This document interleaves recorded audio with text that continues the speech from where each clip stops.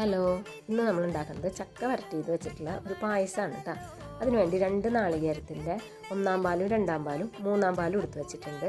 പിന്നെ ചക്ക വരട്ടി വെച്ചതുണ്ട്. അത് നമ്മൾ മിക്സിയുടെ ജാറിലേക്ക് ഇട്ട് കൊടുത്തിട്ട് 3-ാം പാല് ചേർത്ത് നന്നായി ഒന്ന് അടിച്ച് കൊടുക്കണം. പാല് ചേർത്ത് നന്നായി മിക്സിയുടെ ജാറിൽ അടിച്ച് കഴിഞ്ഞാൽ അതിൽ നല്ല സോഫ്റ്റായിട്ട് നല്ല ലിക്വിഡ് ഫോമിലാണ് കിട്ടുക.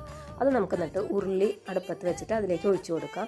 ബാക്കിയുള്ള 3-ാം പാലും കൂടി ചേർത്ത് നന്നായി ഒന്ന് ഇളക്കി തിളച്ചൊക്കെ വന്നിട്ട് വേണം നമുക്ക് ഇതിലേക്ക് ശർക്കര പാനി ചേർത്ത് കൊടുക്കാനായിട്ട്. നമ്മൾ ശർക്കര നീരൊക്കെ നന്നായി ചേർത്തിട്ടാണ് വരട്ടി വെച്ചേക്കണത്.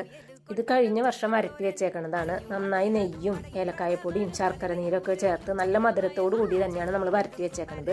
ചക്ക കൂടുതൽ കിട്ടുന്ന സമയങ്ങളിൽ അങ്ങനെ വരട്ടി വെക്കുകയാണെങ്കിൽ പിന്നെ നമുക്ക് എപ്പോഴാണോ വേണ്ടതെന്ന് തോന്നി ആ സമയത്ത് പായസം ഉണ്ടാക്കാം. നാളികേരം ചേർക്കേണ്ട ഒരു ബുദ്ധിമുട്ട് മാത്രമേ ഉള്ളൂ കേട്ടോ. ശർക്കര നീരൊക്കെ ചേർത്ത് നന്നായി ഇളക്കി കൊടുത്ത് അതിലെ വെള്ളമയൊക്കെ വറ്റി ഒന്ന് ചെറുതായി വറ്റി വരുമ്പോൾ വേണം നമുക്ക് 2-ാം പാല് ചേർത്ത് കൊടുക്കാനായിട്ട്. 2-ാം പാല് ചേർത്തിട്ടും ഇതുപോലെ തന്നെ നന്നായി ഇളക്കി കൊടുത്തുകൊണ്ടിരിക്കണം. അതിലെ വെള്ളമയം കൂടി വറ്റുമ്പോൾ തൻപാല്, അതായത് 1-ാം പാല് ചേർക്കണം. 1-ാം പാല് അധികം ഉണ്ടാവില്ല, നമുക്ക് കുറച്ചേ ഉണ്ടാവുള്ളൂ. കുറച്ച് വെള്ളം ചേർത്ത് അടിച്ചേക്കേണ്ടതാണ്. അപ്പോൾ അതാ 1-ാം പാലും കൂടി ചേർത്തു. ഇനി അധികം നേരം തിളപ്പിക്കേണ്ട, വേഗം തന്നെ നമുക്ക് ഓഫ് ചെയ്യാം. തീ ഓഫ് ചെയ്യാനായിട്ട് മുമ്പ് കുറച്ച് ഏലക്കായ പൊടിച്ചത് നമ്മൾ ഇതിലേക്ക് ഇട്ട് കൊടുക്കുന്നുണ്ട്. ഇനി ഇതിലേക്ക് വേണ്ടത് അണ്ടിപ്പരിപ്പ് മുന്തിരിയാണ്. അത് നെയ്യിൽ തന്നെയാണ് വറുത്തിടേണ്ടത് കേട്ടോ. അണ്ടിപ്പരിപ്പ് മുന്തിരി നന്നായി മൂത്ത് അത് നമുക്ക് പായസത്തിലേക്ക് മാറ്റിയതിന് ശേഷം കുറച്ച് നാളികേരക്കൊത്താണ്. നാളികേരക്കൊത്ത് എത്ര ഇട്ടാലും അത് ടേസ്റ്റാണ്. ഇതിൽ കടിക്കാനായിട്ട് വേറെ ഒന്നും ഇല്ലാത്തതുകൊണ്ട് തന്നെ അണ്ടിപ്പരിപ്പ് മുന്തിരി നാളികേരക്കൊത്തൊക്കെയാണ് നമ്മൾ നിറച്ചിടുക.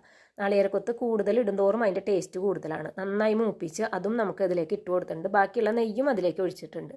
അപ്പോൾ നമ്മുടെ ചക്കപ്രഥമൻ റെഡി ആയിട്ടുണ്ട്. ഇത് എല്ലാവരും ഒരു വട്ടെങ്കിലും ഉണ്ടാക്കി നോക്കണം. നല്ല ടേസ്റ്റാണ്. ഉണ്ടാക്കാനായിട്ട് കുറച്ച് ബുദ്ധിമുട്ടുണ്ടെങ്കിലും ടേസ്റ്റ് ആലോചിക്കുമ്പോൾ വീണ്ടും വീണ്ടും ഉണ്ടാക്കാനായിട്ട് തോന്നും.